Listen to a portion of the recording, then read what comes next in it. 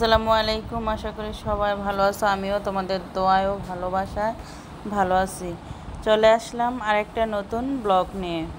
আজকে আমি রান্না করব পেঁপে ভাজি করব। আর আমি পেঁপে ভাজি কীভাবে করি সেটাই তোমাদের সাথে শেয়ার করব। এদিক দিয়ে আমি 2 দিন আগে মুসুরি ডাল ভিজিয়ে ফ্রিজে নর্মালে রেখে রাখছি। এগুলো একটু অঙ্করি চলে আসছে। এদিক দিয়ে মাঝখান দিয়ে আমি ইকরার টিচার আসছে, ওকে আমি নাস্তা দিয়ে চলে আসলাম কিচেনে আইসা আগে আমি পেঁপেগুলো একটু বাফায় নিলাম। আর এখানে সরিষার তেল বসাই দিছি। পেঁয়াজ, আদা, রসুন বাটা আমি দিয়ে ফেললাম, কারণ একটু পানি দিয়ে দিলাম। তারপর একটু পানিটা, তারপর এখানে রেগুলার যে মশলা আছে, নুন, হলুদ, মরিচ, লবণ, জিরার গুঁড়া, ধনিয়ার গুঁড়া, এগুলো আমি সব একসাথে ঢেলে দিলাম।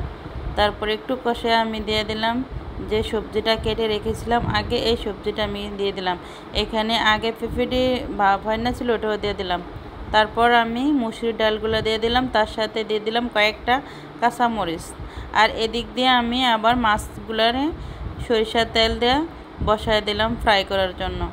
এদিক দিয়ে আমার সবজিটা অলমোস্ট রান্না কমপ্লিট। এখন আমি ভাজা জিরার গুঁড়া দিয়ে আমি নামিয়ে ফেললাম।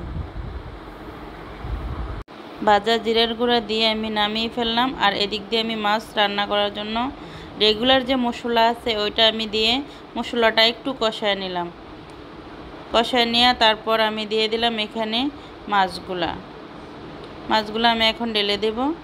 তারপর আমি মাছগুলো ঢেলে দিয়ে তারপর একটু হালকা একটু পানি দেব, বেশি দেব না এখানে পানি, কারণ আমি মাছগুলো একটু শুকনা করে ফ্রাই করে নেব। এজন্য আমি পানি অল্প দেব, ভাবতেছি অল্প পানি দেব। তো এখন আমি একটু পানি দিয়ে তারপরে দিয়ে দিলাম কয়েকটা কাঁচামরিচ, আর দিয়ে দিলাম একটা টমেটো কেচি করে কাটা, তারপর আমি দিয়ে দিলাম। এখন আমার রান্নাটা প্রায় ডান।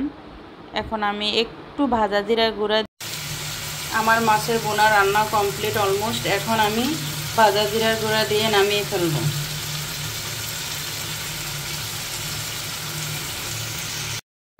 আজকের রান্নাটা কেমন হলো তোমরা কমেন্ট করে জানাবে। ভালো থাকো, সুস্থ থাকো, আল্লাহ হাফেজ।